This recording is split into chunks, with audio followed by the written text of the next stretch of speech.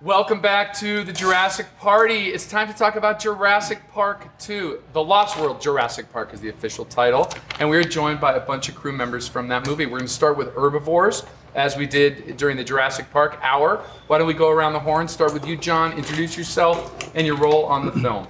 John Rosengrant. I was Stan's right-hand man and supervisor on Jurassic Lost World. Tim Gore, just a painter in the crew. Just a painter. Painters are very important. Get out of here. Terry. No, very privileged Terry painter. Wolfinger was a Photoshop guy, did a lot of color schemes for some of the dinosaurs. Jimmy. I also did a little bit on the design team, but mostly painting. I did a little sculpting on the Steg, and I painted Steg and Compys, stuff like that. All right. Gary. Gary Yee, mold maker. Keith Burberry. Nobody knows him. I forget. So tooling, mold making, and fab. Joe. Joe Reeder. I was the mold shop supervisor at that time at Stan's. Paul Macias. Paul Macias. I sculpted on a lot of dinosaurs, but my main dinosaur was the Parasaurolophus and the Stegosaurus. Charles, you're up. Charles Rattering, molds and cleanup. Mr. Monzingo. I was just a random art guy. All sorts of stuff. David Monzingo. Was that your credit in the film? Random art guy. As opposed to specific art. Yeah. Beth Hathaway, fabricator and art department. Lynette Eklund, fabricator. Dave Grasso, one of the key artists, one of many key artists on the show. John Calpin, lead foam tech runner. And behind, hold on, and Natalie, just say hello, even though you're Jurassic Park 1. Hello. You missed that segment, so say hello and say your name. Say your name! Hello, my name is Natalie Fati. Yes. Yes. And she has the best accent here, people. Yes. John Kelvin's speaking. She helped mold the T-Rex. We're moving down to the couch. Lance. Lance Gilmer, foam runner with Mr. John Calpin. And I'm John Dahl, JD, mechanical designer. Emery Brown, electronic design and control systems and puppeteer. Just say Brainiac. Okay, it's just too confusing for the rest of us. Sorry. All right, well, we're talking about the herbivores, guys. We're going to start out with the Stegosaurus. If you worked on the Stegosaurus, raise your hand. All right, well, Crash is not here, so we can't talk about the design. But maybe he'll pop in before JP2 is over. So getting into the sculpture phase. Let's talk about it. Actually, no. Well, that's Mark Maitrey. Mark's not here. Okay, there's Mark doing that. He was, correct me if I'm wrong, but I remember Mark being one of the lead guys on this character. And he's doing one of the miniatures right now. What we're seeing up there on screen. And then once that was signed off on, moved into full scale. You see the insert head there. Let's stay on that insert's head shot, and then we'll talk about paint. So that's Mark again. So it was broken down into sections, if I recall. No, it wasn't CNC. No. It was. I don't remember anything. It was milled. It was milled foam on that one. But Even the the sculpture head was as well. integral. Yeah. Well, no, the head was clay. It was the first The head time was clay. we used yellow foam. So anyway, this was a big breakthrough for us. Anybody who has been watching this and you saw the last one where we were melting buckets and buckets of clay to do these big animals, what was done for the first time on this one was we took the smaller maquette, had that data scanned, and then that was I believe it was taken over to Cyber Effects, that data, and then it was milled out in a hard pound foam. Then the team of guys went back and tooled that up. Who's that in that shot? I cannot see him here. Jimmy. Is that Jimmy Sharman? It's Jim. Jimmy.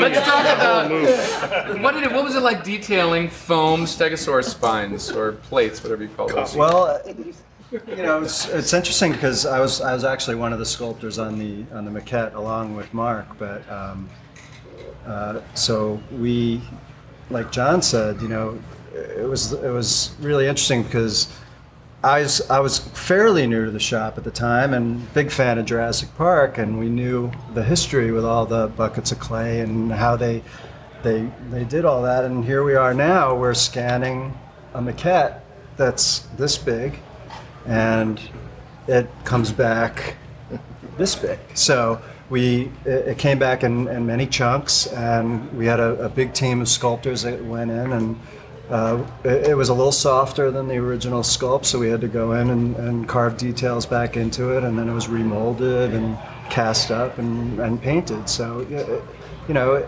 even though the process was cut in half time-wise, there was still plenty of work for all of us. Who else worked on tooling out this foam sculpture of the stag?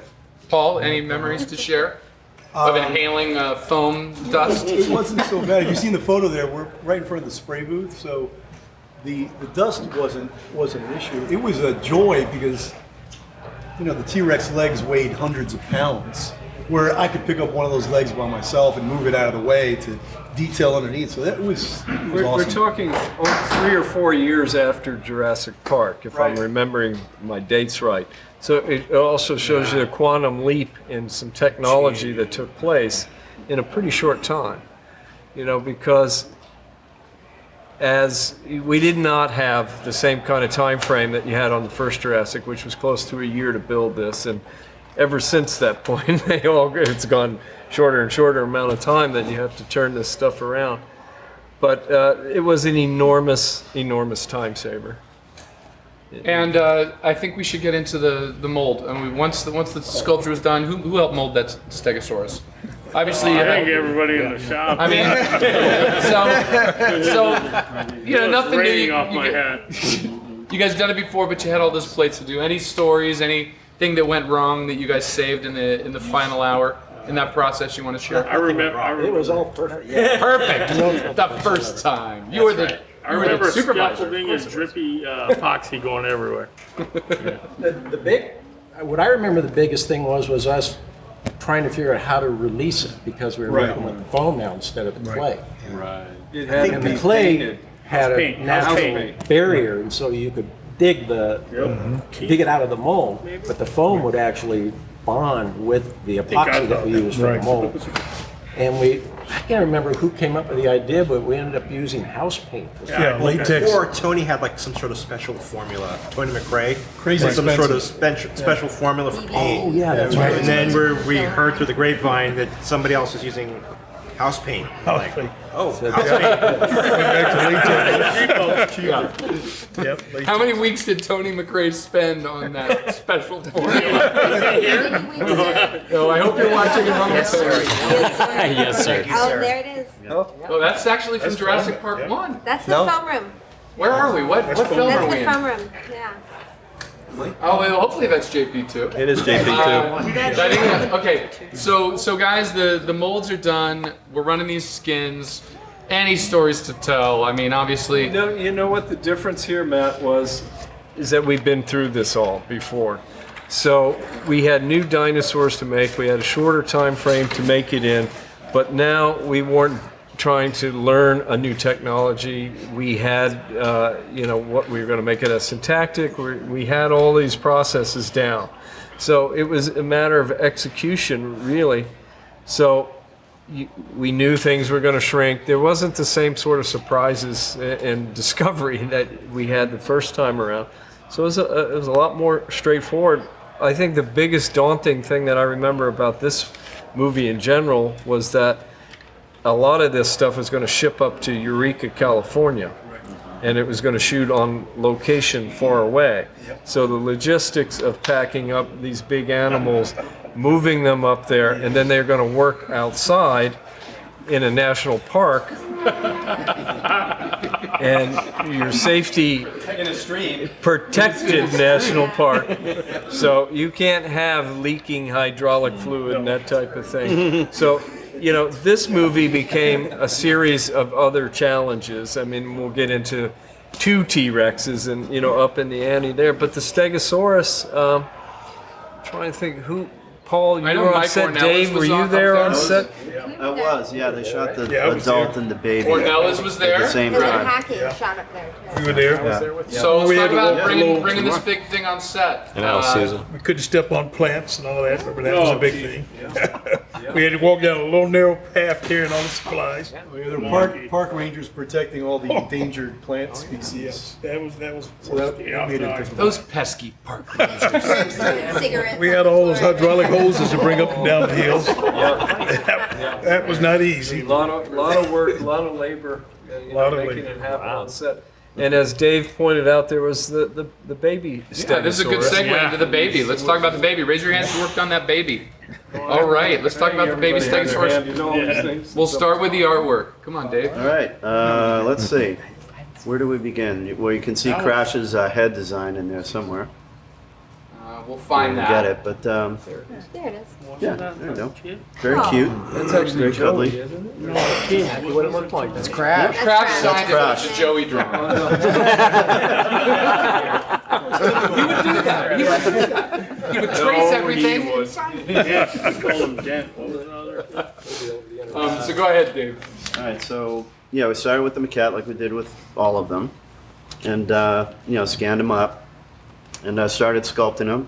And what was cool about it is that we got to communicate with all the departments. We all worked together because we basically had to make sure the skin would move properly over the mechanics. So we're always working with the mechanics, working with the fabricators, and just getting everything just working together as a unit. And one thing that we were dealing with a lot was hydraulic fluid leaks.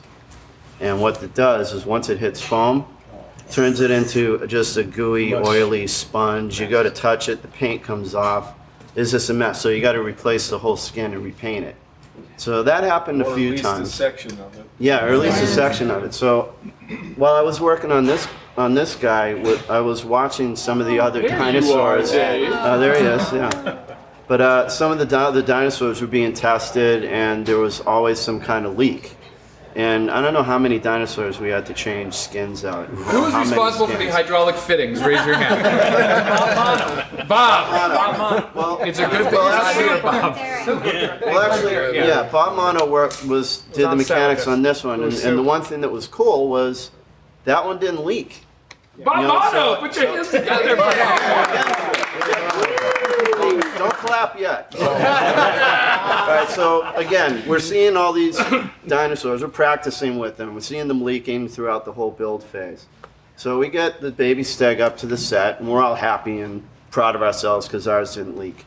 And we're filming it, and it's chewing the grass, and all of a sudden it starts drooling. And Spielberg's like, I love it. Great.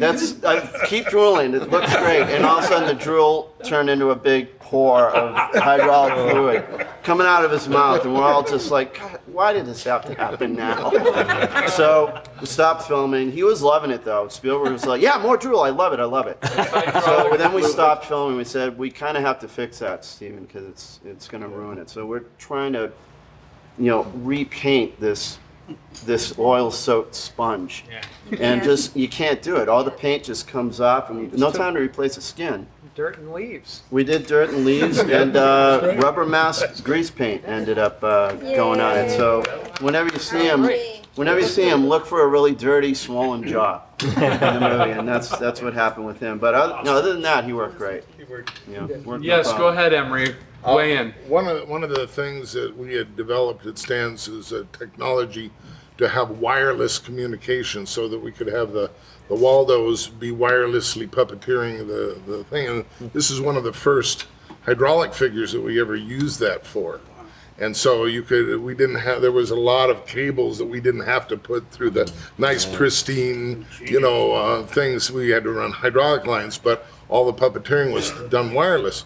But it's a little scary when you first turn it on, because you got this wireless thing and you hope nobody keys a radio and the thing goes, So, but it worked out fine, and actually we use that system quite a bit we used it for the little baby T-Rex and all that stuff. So. Well, we're getting to him. He was a great autonomous puppet in many shots.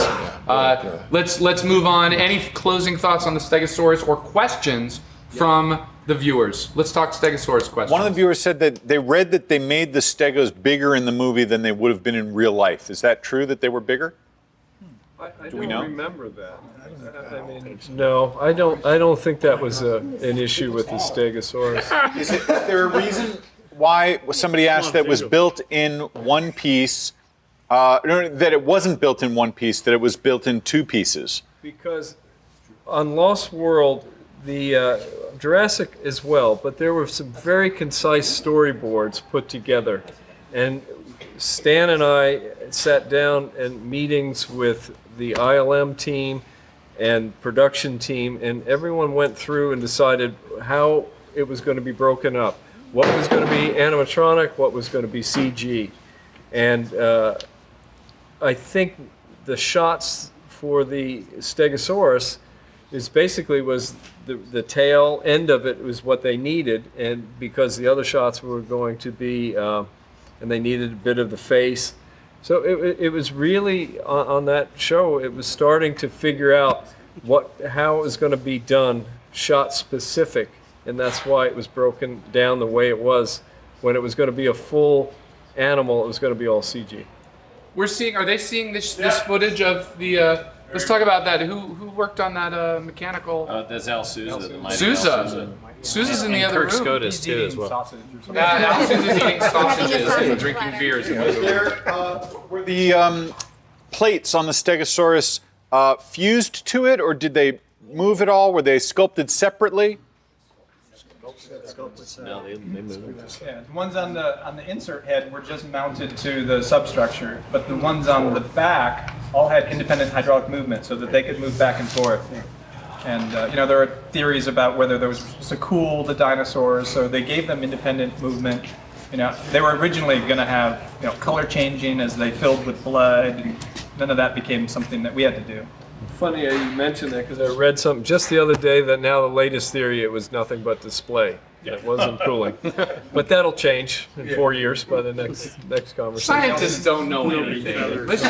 Can we say that on this? Here at Stan Winston School, we believe scientists don't really know anything. So let's move on. We got to talk about carnivores soon. So we've got a couple other herbivores to talk about, and I'm going to look at my cheat sheet here. Gallimimus, same one from Jurassic Park 1, yes? Yes. Oh. No, there were no Same? Gallimimus in Jurassic 1. All right, well then there weren't any in there. There weren't any. The Pachy, we're coming to the Pachy. We can talk about the Pachy now. Let's talk about the Pachy. Parasaurolophus. Got it. That was in the net. There's that. Yeah.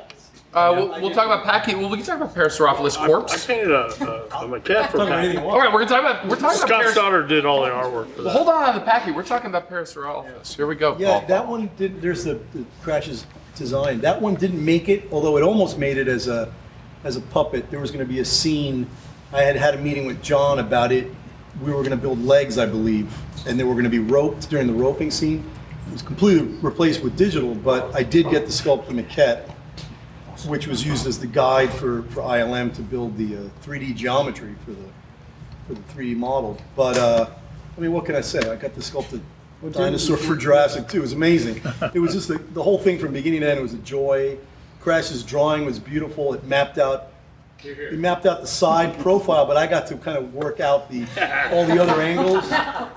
Now, if you guys go back a couple of shots, there's the one that was for the net. Yeah. There was an original opening. I don't know if we have time, but there was an original opening where the film was going to open with a dinosaur caught in a Japanese boat fishing net. Yeah, Japanese fishing trawler was going to pull up this dead carcass, and of course, I got the opening sequence of the film. I was so excited. It was going to be awesome. And Spielberg wanted a shark bite taken out of it. And there was going to be crabs and seaweed hanging off of it. And then the net breaks and it falls back into the ocean. The movie starts. Got cut out of the film, but we got to build it anyway. And Tim Gore was the lead painter on it. And I had a great sculpting team. I'm forgetting everybody. Ken Brilliant, Ian Stevenson, Rob Ramsdale. There it is, finished, just about done. So it's in the pose of what it would be as if the net was dragging it out of the water. They were just about done, and then they said, "Remember the literally, we were cut finishing from the paint movie." job. Remember the maquette? We did a maquette of this, a little silicone we did a maquette one. in the net, yeah. A silicone so that's why one. it has an odd pose there, because it actually, needed a net to kind of like make it make sense. There it is in the sculpting stage. But it came back in 3, right? It came back as a dead Parasaurolophus. dead Parasaurolophus. It changed into a T-Rex. A revamp. Well, what can I say? It was fun from day one to the last day. It was sculpting dinosaurs for a Spielberg film. I mean, it was great. I have nothing but happy memories of it all, and having a fun time. And somehow, I don't know if this is a complaint, but somehow I feel like we had enough time to build everything back then. Now it feels a little different these days, but back then it just seemed like we had enough time to make it perfect, and I miss that. You know, it was great. It was fun. On that Pachycephalosaurus, how many were made? Well, we're talking about Parasaurolophus. Are we going to switch to the Pachy now?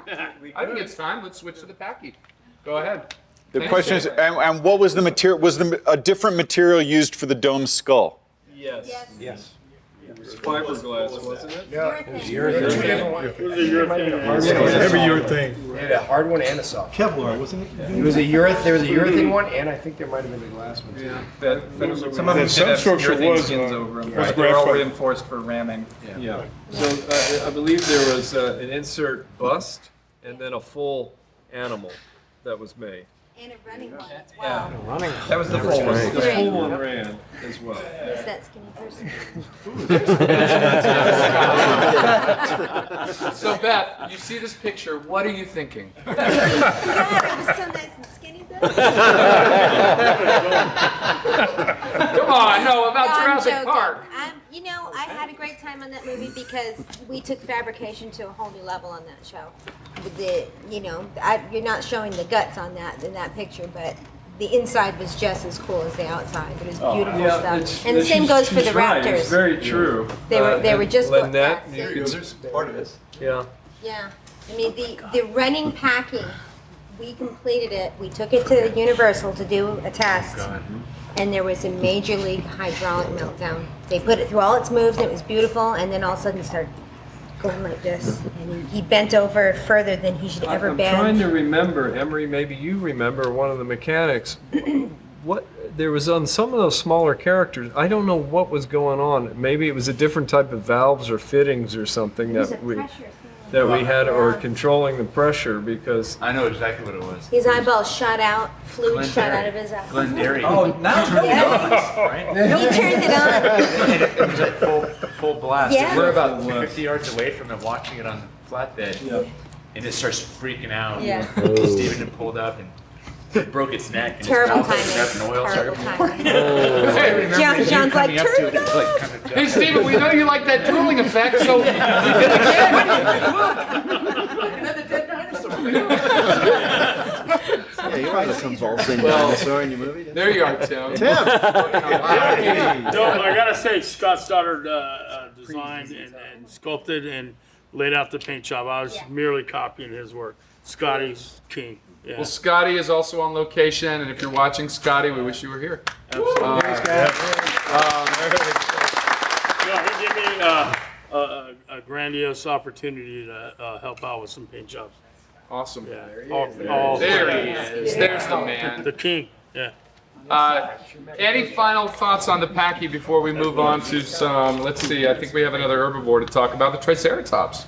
You guys went in and took the sculpture from the first and duplicated its other side. But any closing thoughts on that Pachy before we move on? No? Questions on the It ended up Pachy? working great. Yeah, it was an amazing It was puppet. an amazing puppet. Again, up in Eureka, and we put it on the front end of one of their, catchers or dino catchers, and the actors came up and got to interact with it. It's really amazing. I mean, it's full body, head to toe, all the way to the tail. Everything moved. It could run.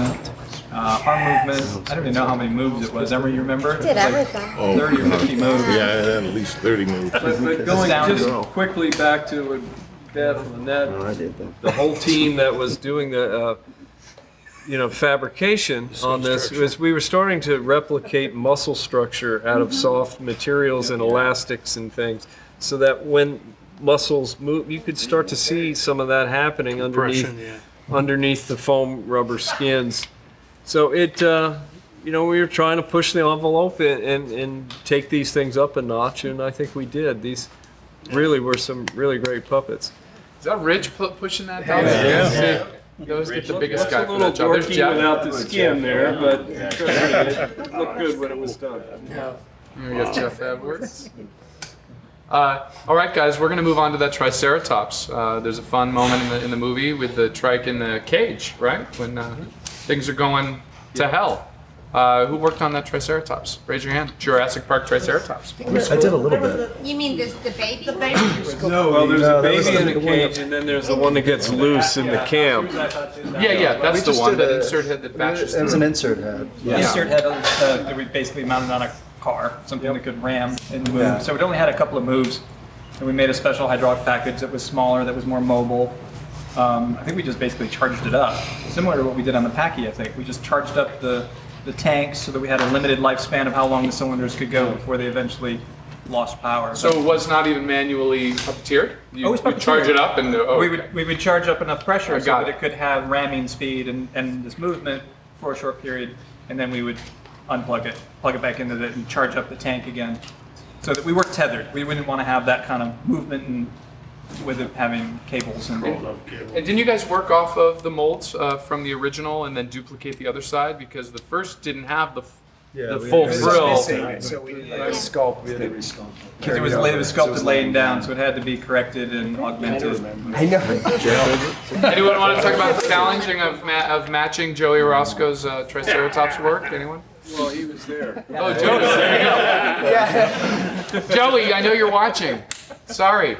All right, so I think we're going to move on to some carnivores, guys, unless Just back in that camp scene when the Triceratops showed up, the baby Triceratops, the one that Shannon, Shay, and I never got to finish, ended up working, and we converted into a suit. And I think little Lindsay McGowan It was got inside like an afterthought. They called back going, hey, can you make one? So Lindsay McGowan happened to fit inside the fiberglass core that was in storage. And so they gave it to me, and I cut this thing apart and just turned it into basically a suit, a fiberglass suit that fit over Lindsay, so he was the mechanics for it. Put a skin on it and sent it to set. So it was literally a man in a suit. wore it. Yeah. It was. Did Stan direct that sequence? Yes, he did. Because Stephen was in New York, David remember? Kep, Yeah. because Stephen hadn't arrived quite yet, and they had to get started shooting. Well, we have 5 minutes to talk about herbivores, guys. Question Yes. online: Go when the ahead. Triceratops goes through the tents, was the head reinforced? Was it attached to anything? How did it do that? It was attached, as Alan said, to a vehicle that was driving it around, and it was as reinforced as anything was. I mean, it wasn't. I don't remember it having to hit anything substantial. Yeah, it mostly went through the tent and then went through the camp with the rest of it dressed on as a flaming tent. We didn't have to build the whole thing. And we didn't have Lutkus on set actually bashing it into hard things. I never knew that he did that. Tim Nordello shouts out that it was built by Paul Romer, who's not with us anymore. Oh, yeah. Thanks, Tim. Thanks, Tim. Yep. Thanks, Tim. Thanks, Tim. It was a long time ago. All right, guys, we're going to talk about carnivores. It is time. We're going to work our way from small to large, so we'll start with the Compys. Johnny, find some Compy pictures, and let's talk about these little guys. Crash McCreary, you are here. Let's talk about your recollection of rendering this beautiful little guy. He was a lot of fun. A lot of fun to draw. We kind of used chickens and something else too.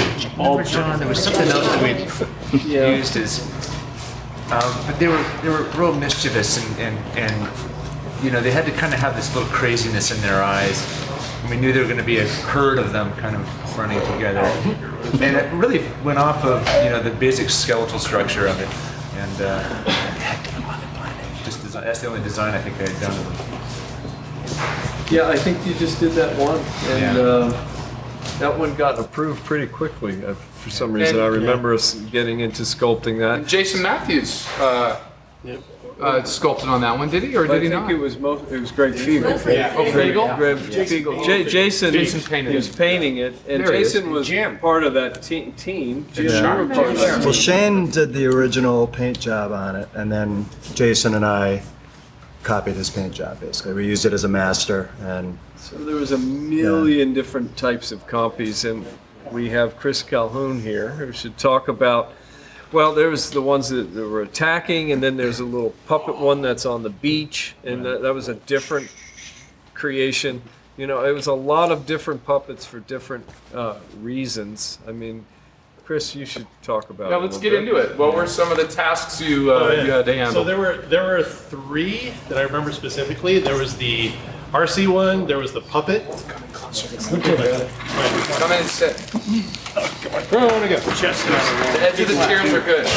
Sure. All right. So there were specifically 3 of them that I remember. The RC one that would hang on the chest and was operated the neck and eyes and the really cool eye mechanism that you came up with, and the arm with a little telemetry device. But then there was the one that was the full-on attack one that we did Nat did something. Yeah, it was it was a whole suit where they could put them wherever we wanted, and it was puppeteered with Spectra.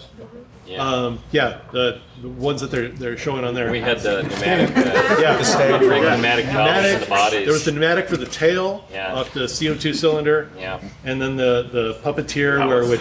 So the strings would come out the nose, and if you put a pick point, it would pick anywhere between as long as you knew how to pick it. It was like we had so many puppeteers It with would it. slap around. Yeah, there's so many puppeteers. It was great. It was really fun, actually. Shooting at a river too. That made it easier. Yeah. That was sick. That was awesome. On Kauai, yes. Well, there was that, but then there was up in Kern County in Eureka. Oh, that's right. And that's where that was That was the attack scene. Right, the attack scene. Well, I remember for that the Compy scene, we all got to fly out to this remote beach on Kauai, and what was Cape Kai Ranch. Yeah, it was a ranch, and what struck me was when we were waiting around for them to get the lighting right, I was talking to some of the local guys, and they were kind of in awe and they were just looking at the beach and the ocean, and one of the guys turned to me, he goes, "You don't understand. Even us who live here, we don't get to come to this beach. So we dream of being able to just fish off this cliff right here." I went, oh. Yeah. So I was very much in awe of having that privilege of being on their beach in that spot. To get to that set, they piled all the stuff into this 4-wheel drive, and it was like up this windy road that went up like 1,000 feet and then all 1,000 feet down and into this thing in pristine. It was crazy. It was crazy. Awesome. It was so much fun. It was so cool. Jimmy. Had hair. Yeah. Great hair. Oh yes, the puppet. I don't know about Let's talk about this wonderful rod puppet and that wonderful blink mechanism. Yes. Blink mechanism. JD. It was the smallest and still remains the smallest eye mechanism I'd ever done. Similar to what John and Crash were talking about as far as crazy, like real bird-like and chicken-like. I was sort of inspired by, chickens.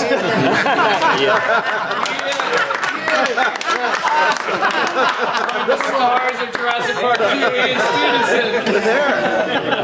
So it's funny. That's a combination of RC puppets and not hydraulic, but the pneumatic. And we should also note that the amazing and incorrigible Kevin McTurk was usually there helping us rig all these shots and doing all these cool setups and helping us get all that footage. Absolutely. Yeah, I think Kevin is actually watching. I think he's in Europe now. He's in Spain. Oh, is Kevin watching? He's in Rome. Yeah, France. he's far, far away. Ciao.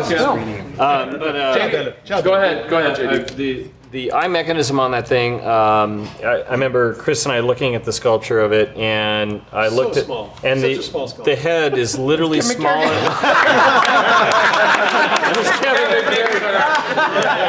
We call him Doogie Howser. Yeah. I remember looking at the head of the mechanical armature, and the head was literally like about the size of a pecan nut shell, and so.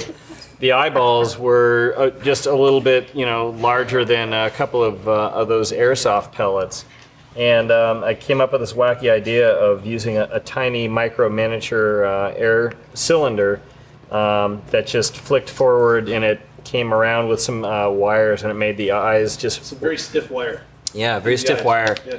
And it made the eyes flick up real fast, and so I rigged them with a little tiny air cylinder and a little air valve. You just hit a button and the eyes would click, click, click. And with Chris's neck mechanism in there, it gave this really cool flick, and it all came together so nice. So the eye didn't blink; it actually rotated. Yeah, I painted an eyelid just underneath, and it actually the eye part would of the eyeball was rotate. painted, and part of the eyeball had an actual eye on it. Yeah. And it was so fast; it would roll back so fast it actually gave the illusion like there was a blink there. So you tricked people. I did. It was an illusion. We have Terry Wolfinger sitting here, and I want to make sure you get to say something. Terry, I know you worked on colors for the Compy. I did. You want to talk about inspiration, guidance you were given? I worked with Greg Fiegel. He had some ideas. The Fiegel? Yeah. So I was able to. I got to work with Crash's drawings. I was up in the design studio with Crash. Using crayons? Photoshop. Photoshop. That was a big deal back then. Yeah, Photoshop version 4, 3. Back then. Commodore 64. Yeah. You had to rev it up. TI. Had 12K's worth of RAM. But yeah, we just kind of explored a lot of different colors, and it was easy to kind of colorize Crash's drawing because all the details are there, and it was great. I remember working a lot with Chris and myself and Kevin and Shane and even Figel doing these really cool rehearsal sessions. And that's a Raptor. I guess we're getting prompted here. yeah, and the rehearsal sessions were a lot of fun, and I think just bringing life to this little guy was just so much fun. Well, so that's one of the versions was the puppet, Yeah. which was amazing because that's can't remember who came up with the lead weight. Shane wanted the lead weight in the feet Yeah. so that it actually Right. have that kind of organic. And we actually worked with the motion. mold department, and we actually cast an understructure in lead, and then sliced it up, mounted it all in there, and then put strings on it. And then we're all puppeteering it from above. Yeah. And we had RC head. Tail, I was on the body and the head. I was wearing the whole yeah. harness and then kind of doing Right. a rod puppety thing, Yeah. doing that. It was really fun. And then the hop. Yeah. There's still, I occasionally still dream about that. Yeah. All that, okay, and hop. Is that a nightmare or? It's a creative thing. It's great. All right, well that wraps Quick it up. question Compy for the Compys. Translating Terry's paint and colors to the actual puppet Maquette? itself. Yeah, what sort of types and brands of paints were used? brands of paint. I remember rubber cement. Rubber cement paint was the best thing to use on all the foam. All the foam rubber characters. A lot of layers, so it appeared to have the translucent qualities of real skin. Puppet on set. And it is on set. Well, Yeah. it was such an effective character. Yes, go ahead, Chris. Well, that was crazy because we showed up, and they were going to do the landing of all the boats on that shore, and they said, "Oh my God!" And they actually, if you look at the movie, the guy on the beach is reading the newspaper, and you look over his shoulder, and there's like 15-foot waves doing this, and they were going to try and land the boat, and then they said, "We can't do that. We can't do this. We can't do this. We can't." Well, can we do the Compy? And we're like, I showed up just to show up and check to make sure all the stuff worked. Right. And we showed up up there just to make sure all the parts were there. And they're like, okay, bring in the Compy. And we're like, and we're like, and we scrambled and we ran out to the set and we're like, okay, let's do this thing. And we're like, ding, ding, ding, ding. And we got all hop. Seriously, hop, and take the food just like the thing. And we're like, okay, and you're wrapped. And we're like, well, I was expecting to do this for like another week and a half. And I'm in Kauai and I'm going to go on my honeymoon. Woo! Well, you're one of the lucky ones who got to go to the islands. No, it was amazing. We're going to move on from these Compys because we got Raptors and T-Rexes to talk about. So let's start with the Raptors, we'll end with the T-Rexes. Raptor crew, raise your hand. This was a great opportunity to improve upon the first. There was a lot going on. Trevor was on We'll there. start with the design phase crash? Any redesign drawings, or was it pretty much paint schemes? It's the same thing. Yeah, it wasn't until the third one I think that the changes started. And there was some. Oh, thank you, Chris. There was some definite differences in the coloration, though. So let's talk about that. Who wants to handle the vibrancy of? So, there was the females from the first movie. Those paint, they stayed the same, the leopardy spotted ones, and then want to come up with something more bold. So it kind of went from leopard to tiger. Yeah. So, but I think it was effective. We're trying to give it a little more color and make it interesting and vibrant and have it show up differently. And that was basically the idea behind it, so that you could differentiate the two. Who painted on those Raptors? First JP movie for you. First one for me. How was that for you? Saying, "Hey, it's paint a Raptor, dude." True. Like a kid. Yeah, awesome. Really, like a kid. Oh, cool. Painting on a dinosaur. It's a dream come true. And what was the time frame on getting a full size knocked out? There was a lot of puppets though on that movie. Yeah, there was inserts there were. and full size and there was hands and heads. Lots of Raptor parts. There was a truckload of Raptor parts. The good thing There about that was is two full bodies plus then all the insert heads and arms and hands. It was a. They just kind of kept coming. We had a lot of stuff to make, but it was never about like, oh, we only have a week. It was about we got to get it right. It was about perfection. Well, I think we had an advantage because since the sculpture already existed for us, we could get a head start on the understructure design. So it allowed us the time to do some R&D on there that maybe some of the other dinosaurs wouldn't have had the advantage of because of the sculpture time. Who's that? Yeah, get that out of here. Let's go into mechanically. They were very different too. Yeah, very different this time. Chris Swift on the paint jobs as well. Well, Chris Swift, I have to mention, he was the lead artist on the Raptors and continued to be. Rich Hogan, I believe, was the lead mechanic on this. Rich and Jeff Edwards. Jeff Edwards. Has Rich taken off? No, he's just hiding from the camera. beckoned him back in. Yeah, this is important. You guys embarrassed him. I have to bring up Tim and Lloyd again because they were, whatever hydraulics were going on, they had their hand in them on every single level. Yeah, they were instrumental in teaching and guiding and getting everyone up to speed because they were the only ones that knew hydraulics on the first go round, and then we all had to learn. It was like what Richard was saying before about Rich with machining. It's like we had to learn about hydraulics because that was becoming the staple for these characters, and then the challenge of not only having everyone do them but do them smaller than we before, and that was even a challenge for Tim and Lloyd. Because they were trying to take what would be done in theme park areas and miniaturize them. New miniature valves, miniature hosing, a lot of stuff that we try and figure out, how to get more and more moves out of them. And they were an interesting combination of half cable, half hydraulics. In other words, the hydraulics were pulling these big heavy-duty cables. Before it was, and that was to get better control over the animal. Because on the first one there was big, huge, unwieldy controllers, which were hard to deal with and work with. Yeah, and there wasn't going to be enough room to put all the hydraulics through that neck with the number of moves we wanted. And you guys obviously had the new take on the insert legs from the first one. Yeah. Whoa. Not so good there, but rehearsal. You gotta start Practice somewhere. makes perfect. Yeah. There were amazing fabrications. We got to talk about the fabrication. Give kudos to Lynette. On- Introduced some really new Yeah. methods. John was.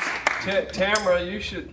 Tamara, get over Did here. you work on that? She was on Well, then You're don't on get over three. here. You come Okay. over in three. Right, on number 3.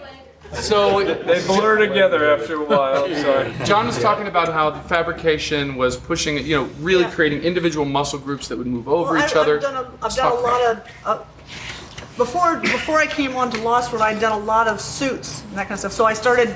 My mentality was treat the mechanics as if they were the skeleton of a body, and so you treat the body as if it's anatomy. So anything that was hard, we used the carbon fiber. So anywhere that, if skin moves over carbon fiber, it buckles. Whereas if you go ahead and put the muscles, things can shift and slide just like with a real human body. So we actually took away part of the carbon fiber core and reduced it to leave room in there for muscles, so that we could put in muscles using elastic for tendons and ligaments. So there was actually anatomy study done to them so that the skin could move better on them and accommodate the mechanics better that way. And who helped out in this process? Anyone? Dave Monzingo. Monzingo. Grasso, where's he? Grasso's in the other room. Oh, okay. I give all credit to her. She taught me everything. So there was a lot of rivets and a lot of elastic on those. Kevin McTurk was on it with us. Ian was on another dinosaur. When it came to the Raptors, it was me and you and. It was Dave, me and you. It was a lot of the understructure stuff. Well, Chris Well, Swifty was in Swifty, of charge course. of. He was our god. He was the art eye. Yeah, that everything kind of had guided everything us. had to pass by Swifty. So. But I give all the credit to you about all that. I'd never seen anything like that before. The working with the muscles to make them move underneath the skin. So when the skin moved, you saw muscles shifting in a way I'd never ever seen anything like that. We took that same theory and we used it on all the other dinosaurs. Yeah. We incorporated it into it, and it was kind of essential too, because we were having these dinosaurs do more, and when arms are passing by the chest, you'd want areas to compress and things that they would do.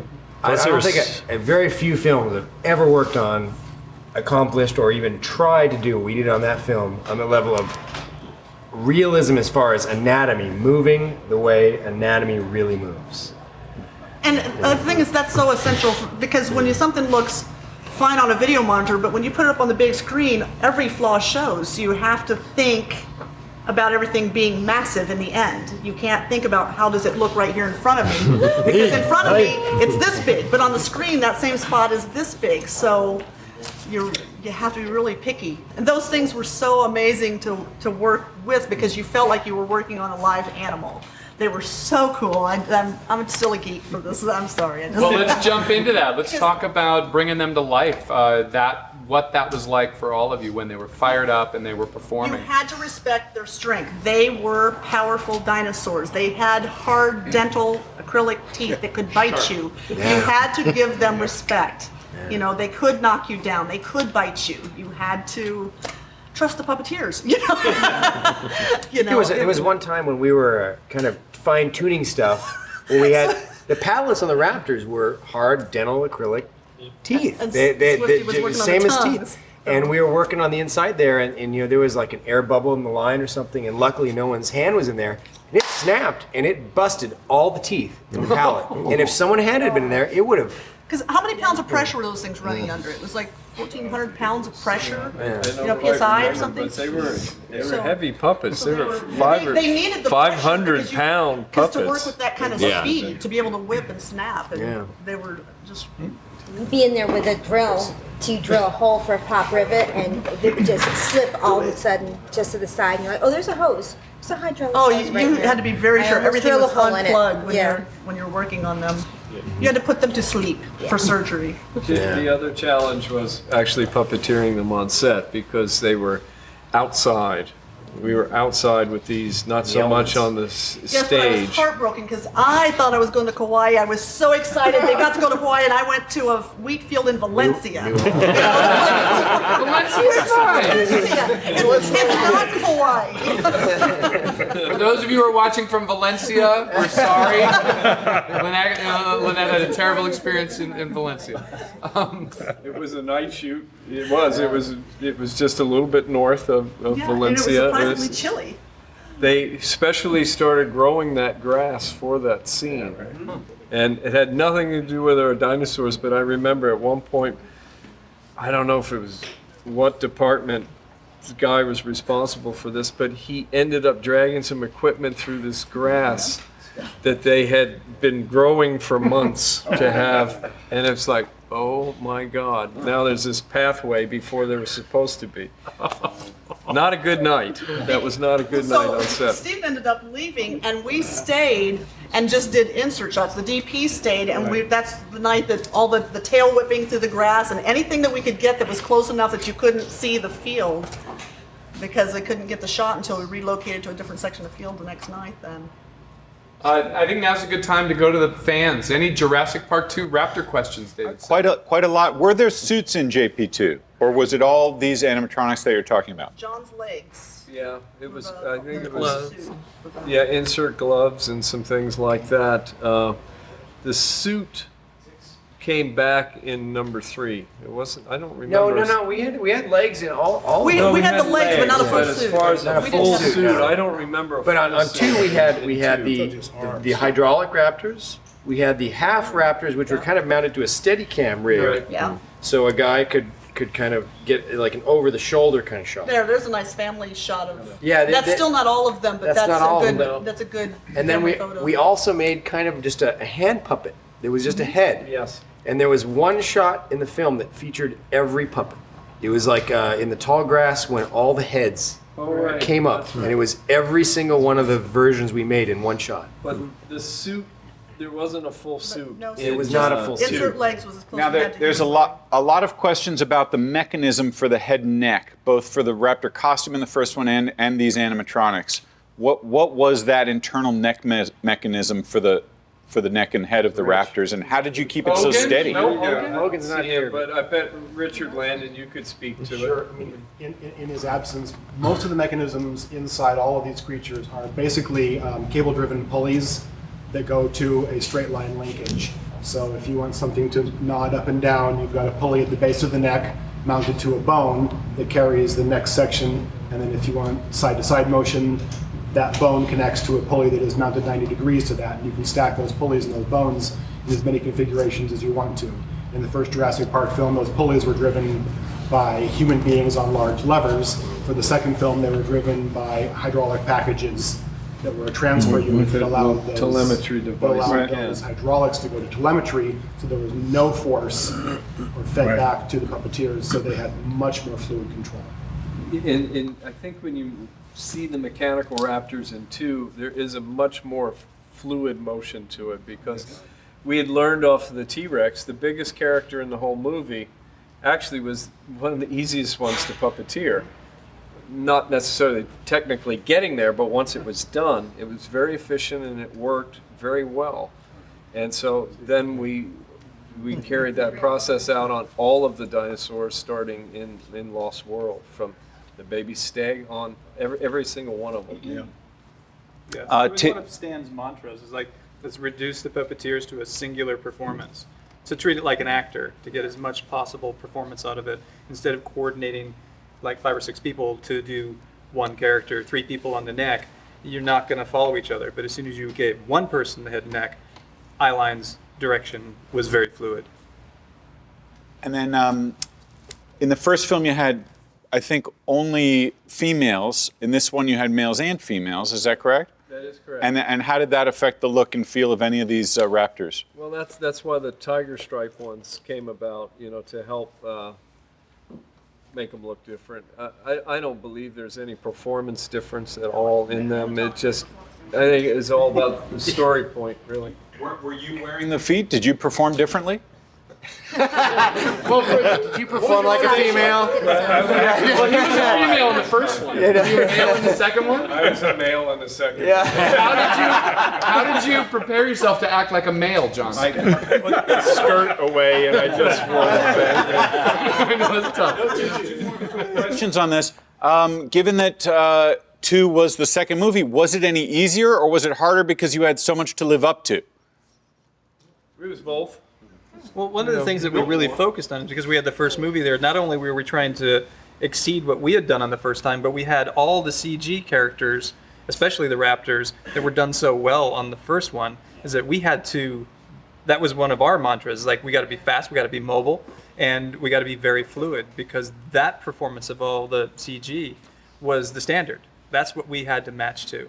Steal shots from CG. Or to match. Percentage greater or lesser on the second film and the first film in terms of the digital? We had an awful lot of shots on that second movie. There was a lot of physical effects on them, Lot which of- was nice because then the actors actually were working against something real. I mean, they had something to look at and to be afraid of. And we need more of that. I think we should segue into T-Rex, Dave, unless there's a pressing question. All right, 2 T-Rexes. If you're going to do a JP2, 2 T-Rexes. This time around, didn't build it from head to toe. Realized on the first one that the insert, mid-waist forward would be the way to go. And reused the T-Rex from JP1 and built a second one. With new skins, and the second one, the male one, which was a new paint scheme, and then we added some appliances to kind of change up his look from hers. Was there any design phase, or was it the changes were just executed in the build, or was there? Did you do a sketch, or did we? There might have been a sketch or two. I mean, the cue is that in nature, most of the time, the male is more colorful or a little more ornamentation. So we were taking cues off of that. I think there might have been a quick sketch. Or I think I was trying to remember. I did a sculpt on the fifth scale. On the fifth scale, to kind of, but I'm not sure. I think I photographed your sculpt. I thought it was more to the brow. I thought it was more to the brow area. It was. That you were changing. brow and a waddle. The brow. And the nose. Yeah. Yep. So it was distinctive, but it was a different philosophy because we figured out from the first movie that we didn't really use the tail, because when they were showing the Rex from nose to tail, it was the CG one. So once again, things were being tailored now, shots. Who's going to do what and what's the purpose of it and why we need it. And the 2 T-Rexes on that road, that was tough sledding. The logistics of getting those 2 Rexes made was enormous. Puppeteering those, we had 2 crews, and there was, there was Michael Lantieri, who we haven't mentioned yet. He and his team worked hand in hand with us, on the physical effects side of this.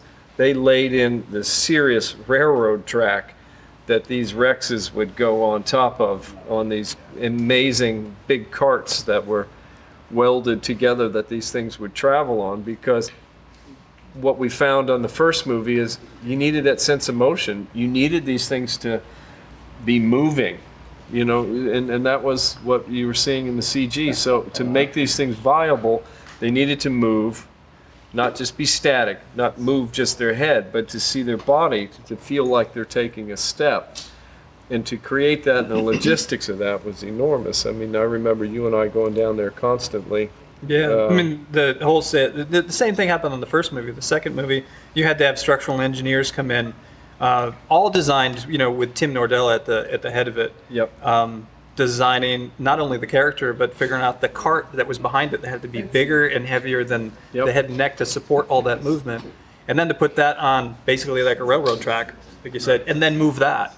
So there were hydraulic motors and hydraulic cylinders that were moving the entire structure. And then you had the air tanks on it also, right? Say that again? Was it the air tanks on that one? Yeah, accumulators and air tanks to Right. give up it the as much horsepower. power as possible to sustain it. And then again, engineering feat, all orchestrated by Tim Nordella. Tim Nordella. I wish you could be here. And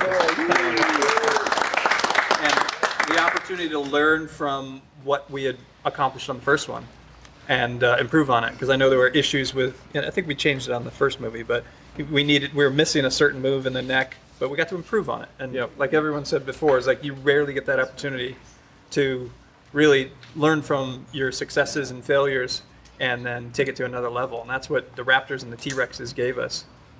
I remember you said something about the neck. I remember in the first movie, in the first film, there was a point where Evan had drafted up like the full armature of the T-Rex neck all the way down to the base. And he just had figured out where basically all the joints could be. And there were these giant floating pillow block bearings, so he had to make sure everything fit and all the weight was there. And then I think he even did like a maquette or something, or a small miniature of it, just to kind of figure out what he was going to be going. And then Stan came in and said, "Yeah, that's great, but I want one more move." And Evan's face just kind of went, huh. That was actually a portion of the design phase that harkens back to your question earlier of how do you decide the function list? Yeah, there is. For all of the large-scale hydraulics, there's a clip of it. We built fifth-scale miniature maquettes of the mechanics, which we had never done before. And that became more important on Jurassic Park 2 because they built the train tracks in miniature with the two heads in miniature so they could put them on a miniature version of the set and pre-rehearse the scenes so that when they built the train tracks... 1/16 scale models is Yes, what Rich is saying. using our scale models. We built the mechanical kind of mock-up of it on a little train track kind of thing to really work out the logistics of the shots for this thing. In a way that would work. Yeah. You didn't have the luxury of a whole CG environment that you could like move the camera anywhere. They used those miniatures that were about the size of this to stage shots and figure out where it needed to get planted on the set. Because once you had put a railroad track there, it's not going anywhere else, and you can't just have the head 10 feet over. It had to be very, well thought out and choreographed. It was a tough scene to shoot too, because this time we knew there would be rain involved, so the skins were prepared a little bit differently. There's a kind of a silicone sealant put on these things, and we were still careful. I mean, it wasn't perfect, but what we're seeing on the screen now was pretty scary to do. And I was the guy puppeteering this. It's terrifying. And working with this stunt guy, that we had to pick him out of a Jeep, pick him up in his mouth, and swing him around. And he was one brave dude. This was the guy that didn't do the shot, but the guy that went through all the hard work and kind of tested it all in the shop. But does anyone remember his name? Brave dude, wherever you are. I remember asking him what it was like to be in a T-Rex mouth. He goes, "Buddy, it's like living the dream." But it was. That day was a pretty high pressure day because you knew if you miscalculated when I was grabbing the stunt guy and picking him up, it was very dangerous. That was the most stressful day I've ever had on a movie set in my life. And I had, it was on that telemetry head. I mean, the whole team of us were all involved with this, but I made markers sort of in space of where I knew if I went too far, that meant I pile drived him into the Jeep. And, so long story short, it ended up working out quite well. That guy, thank you for trusting me. Meat.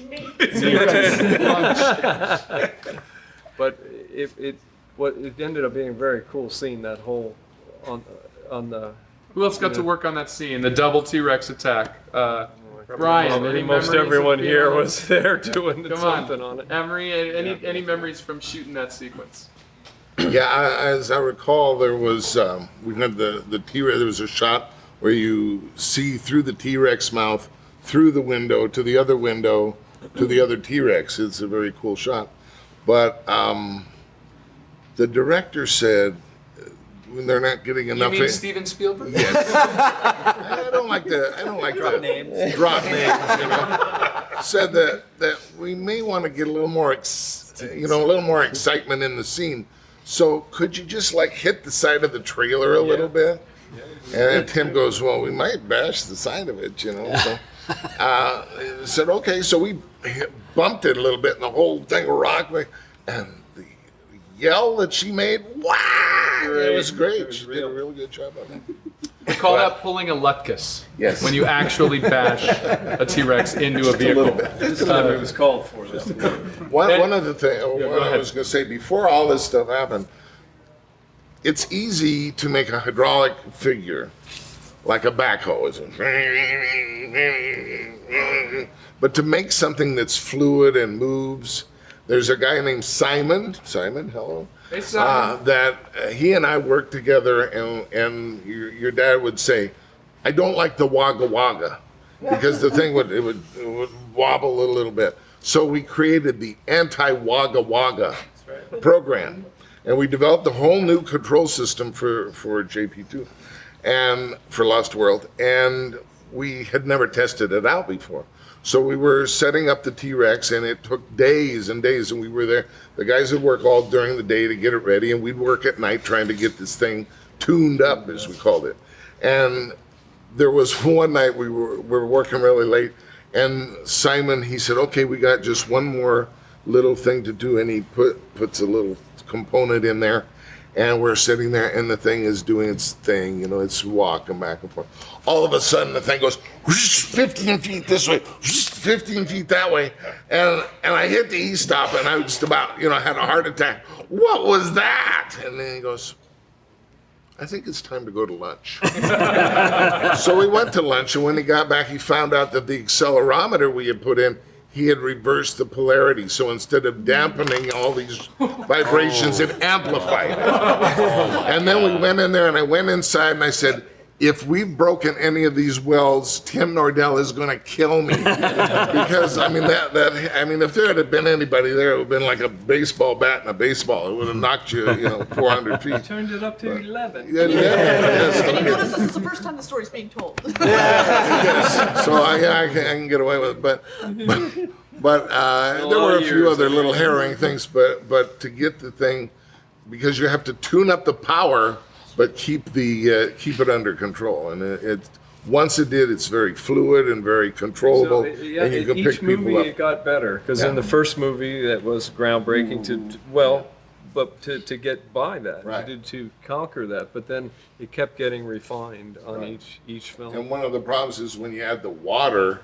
it changes all of the physics of it. So we had to adjust for when it, because the thing had gained hundreds of pounds full of water. So. Hey, who's that guy, Trevor? Trevor, how many hundreds of teeth were painted? We painted all of them. Yeah. How many? All of them. I can't remember how many is in a mouth. I think he had 27. 27. And I think we painted 4 sets. Four sets beyond that, because when it was biting and grabbing things, they'd tear out, make screws, and you'd have to be able to replace them. It's all these aspects of movie making nobody thinks about. It was a great day when we been into that Jeep. Yep. And all the teeth came out. And being the new guy with the Vega, not knowing how all this works, and Stan yelling at me, fix those teeth now. And you're like, yes, you're doing your thing. And Spielberg's going, clear the shot, get off my dinosaur, get out of here. And you're kind of like, who do I listen to? I worked for him, but I really worked for him. So you do it very quickly. We had on our list, a T-Rex goes in and rips the roof off of the car. So we get there that day and we said, okay, we got to rip the roof off. Where are the phony roofs? They go, no, just rip the roof off the car. This is a Mercedes. I could pick that whole car up with this roof. We'll rip the jaw off of the thing. Oh, we didn't think about that.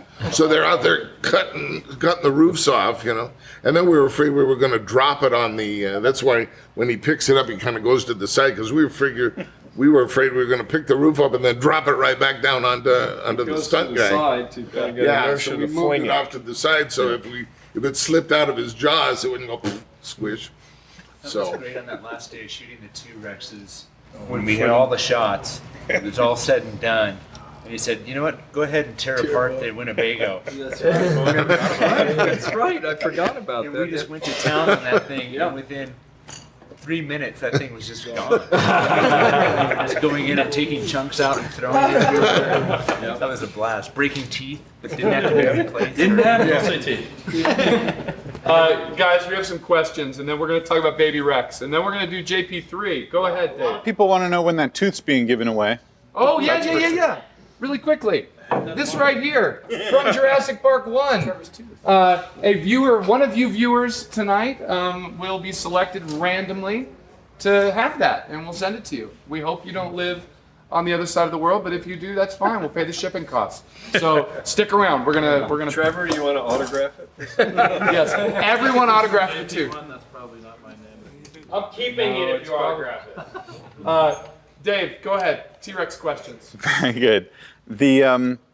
A couple of questions about deleted scenes. There was apparently a part of a scene where a male T-Rex was in the family's backyard and burst through the wall after its picture was taken by the boy. Was that photographed? Did that ever get filmed? Yeah.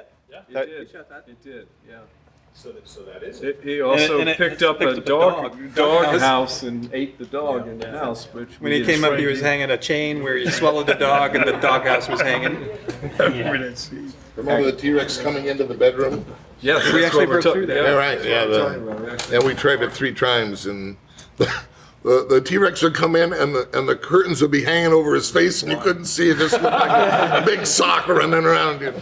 That's not So so it scary. wasn't not very scary. No.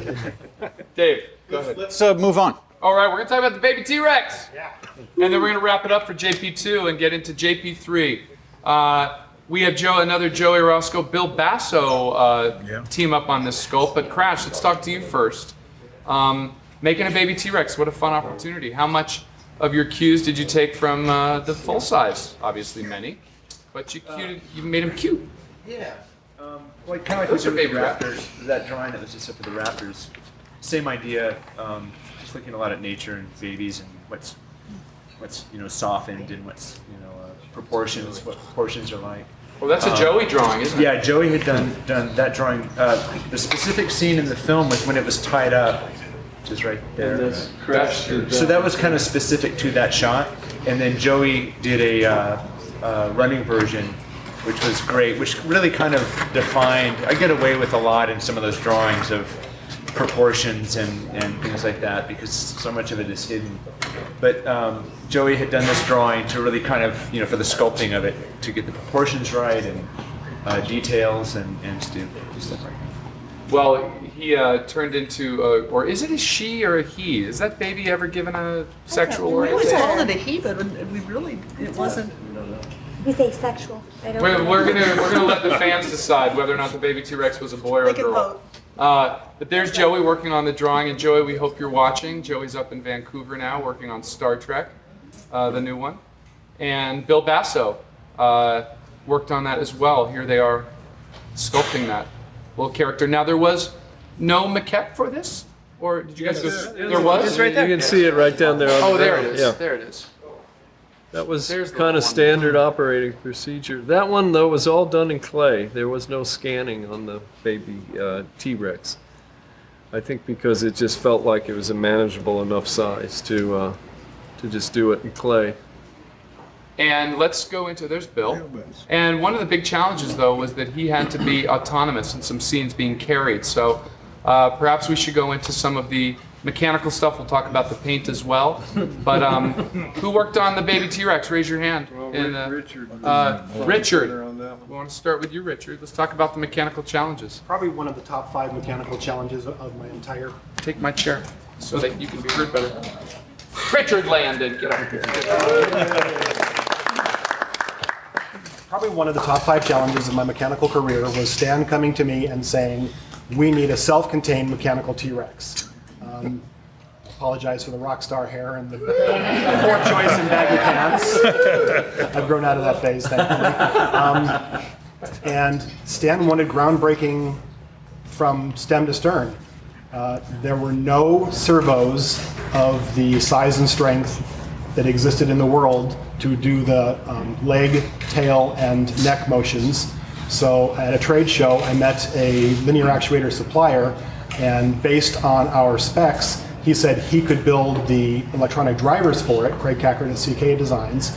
And the first series of linear actuators we actually built in-house. I built the cases, and then he installed the motors, and that became the original linear actuator that is now a standard in his sales staple. The tail mechanism and the leg mechanisms were built by Matt Heimlich, who had a lot of input in the entire design process. He and I bounced ideas off each other all the way through. I built the neck and jaw and the small arms.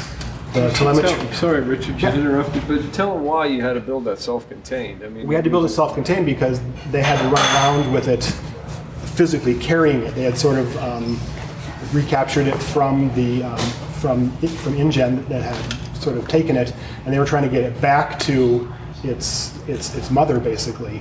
So you couldn't have cables hanging out of it, the usual suspect of things, or And actually, the original drawing in the storyboard that we saw was almost twice that size. The two of them carried it together. And I'm thinking, okay, that's going to be all hydraulic. It's huge. It's almost a Raptor.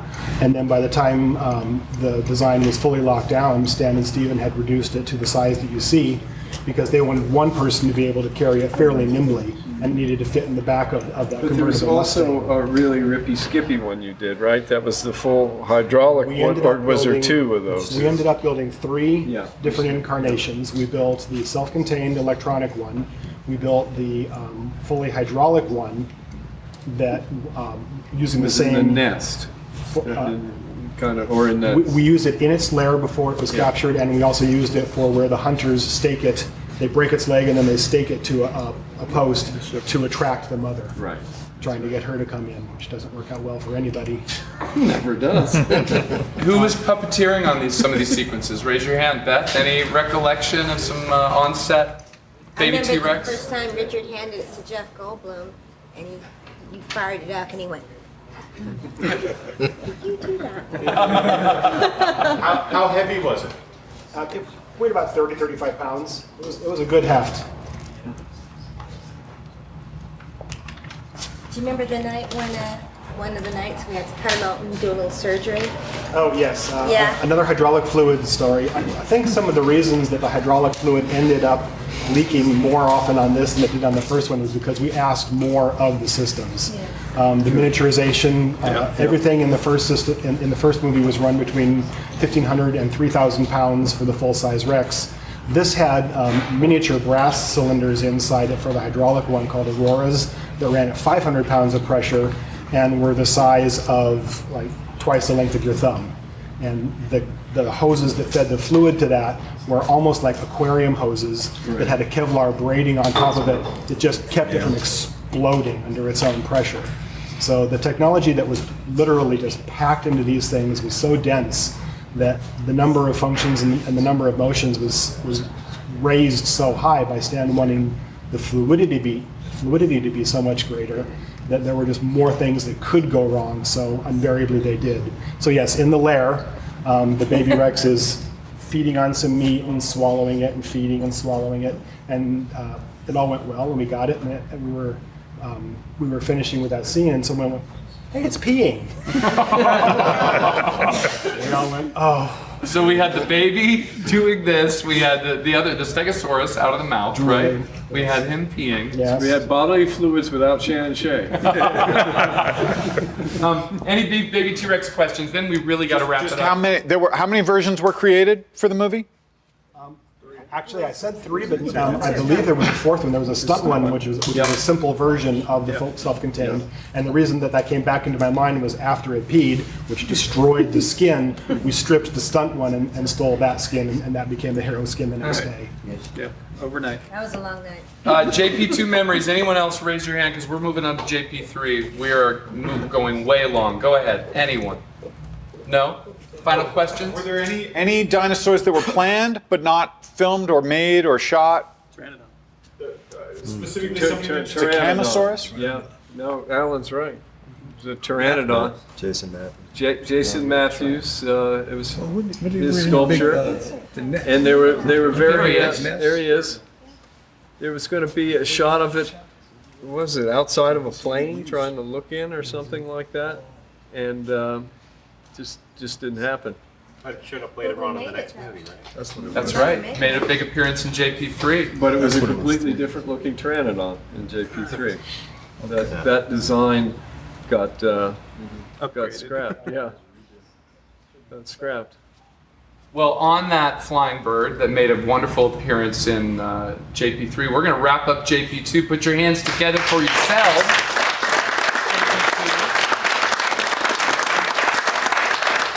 And we are going to come back after a short break. We're going to talk about JP3, and this thing is a marathon. We will try and pick up the pace, but this has never happened before. Lots of stories to share.